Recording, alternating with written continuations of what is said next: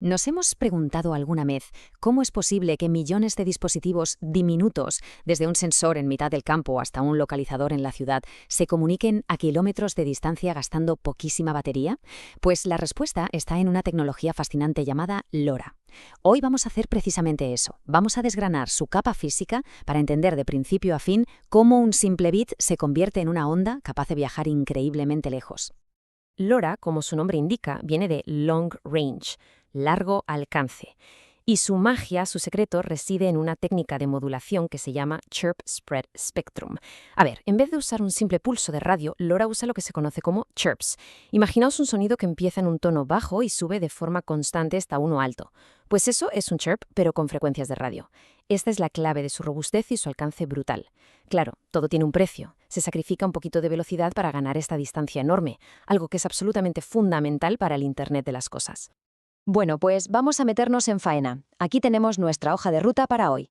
Vamos a seguir el viaje de un único paquete LoRa, desde que nace como un conjunto de datos en un mundo perfecto, pasando por su peligrosa travesía por el mundo real, hasta que llega a su destino. Y finalmente veremos cómo podríamos construir nuestro propio sistema. Empezamos en un laboratorio, en un entorno ideal, sin ruido, sin interferencias, nada.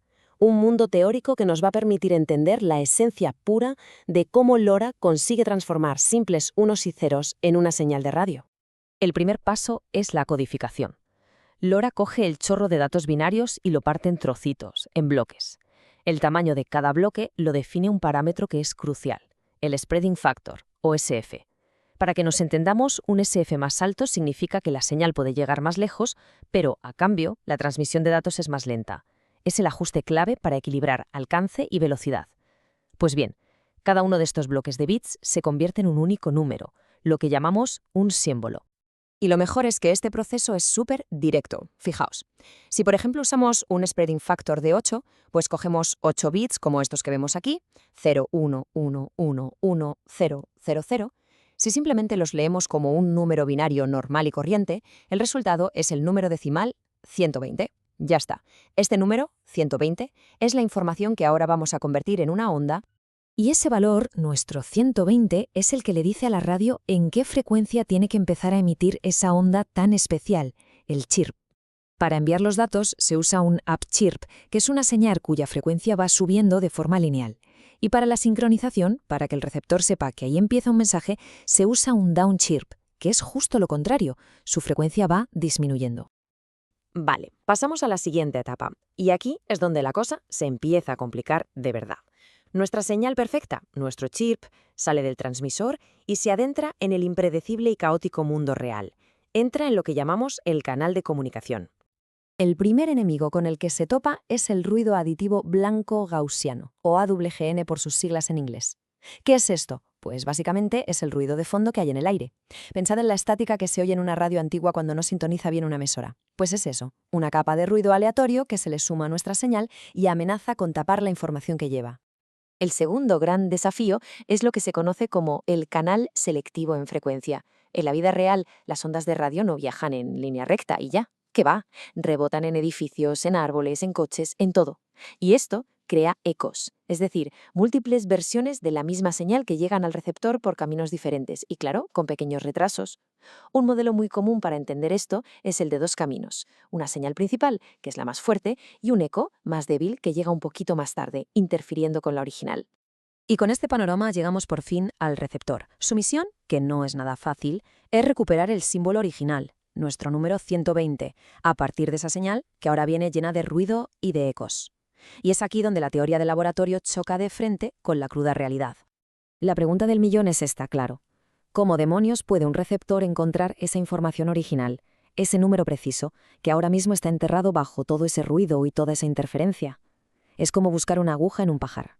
En teoría, la solución es de una elegancia tremenda. Se usa un proceso llamado dechirping. Consiste en multiplicar la señal que llega por un downchirp de referencia que el receptor ya conoce. Esta operación matemática es como usar una llave en una cerradura. Transforma el upchirp complejo que contenía los datos de vuelta en un tono puro y siempre un pico de energía en una frecuencia muy concreta que podemos identificar sin problema. Pero aquí viene el problema. Si en la teoría el de chirping es tan potente, ¿por qué la gran mayoría de las implementaciones de código abierto que existen fallan miserablemente en el mundo real, sobre todo cuando la señal es muy, muy débil y el ruido es muy alto? Pues el villano oculto, el que desveló el trabajo de Su y su equipo, es el desajuste de fase. A ver si lo explico bien. Un símbolo LoRa en realidad está formado por dos segmentos de chirp pegados. Por culpa de pequeñas imperfecciones en el hardware de bajo coste, justo en la unión de esos dos segmentos se produce un pequeño salto, una desalineación en la fase. Es como intentar sumar dos ondas perfectamente para hacer una más grande, pero una de ellas está un pelín desfasada. El resultado es que, en vez de sumarse y crear un pico de energía fuerte, se interfieren y la energía se dispersa. El pico se vuelve borroso, difuso y es imposible de detectar cuando hay mucho ruido. Y esto que vemos aquí es la solución, y es brillante. En lugar de muestrear la señal a la velocidad normal, que es lo que hace que los dos segmentos del chirp se solapen y se cancelen entre sí por ese desajuste de fase, Xu y su equipo proponen hacer un sobremuestreo, es decir, muestrear al doble de velocidad. Esto es como si de repente tuviéramos una cámara de súper alta resolución para ver la señal. Nos permite ver los dos segmentos del símbolo por separado como dos picos de energía limpios y distintos en el análisis de frecuencia, en lugar de ver una única mancha borrosa e inútil. Y una vez que hemos conseguido separar los dos picos, entra en juego una técnica súper ingeniosa llamada peak merging, o fusión de picos. Lo que hace es, primero, alinear la fase de un pico para que encaje perfectamente con la del otro, corrigiendo ese desajuste del hardware, y después los suma de forma coherente.